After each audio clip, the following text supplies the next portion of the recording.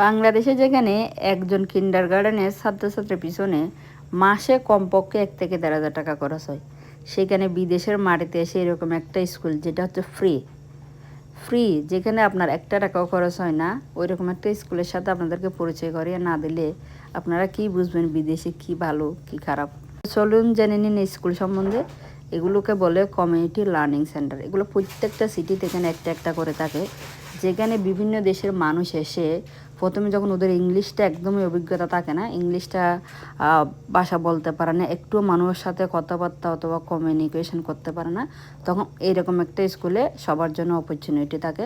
আপনারা গিয়ে ভর্তি হবেন। সকালেও ক্লাস থাকে, বিকালেও ক্লাস থাকে, যাতে আপনি সকাল বিকাল দুটো টাইমে, যেই টাইমে আপনি ফ্রি থাকেন ওই টাইমে আপনি ক্লাসটা নিতে পারেন।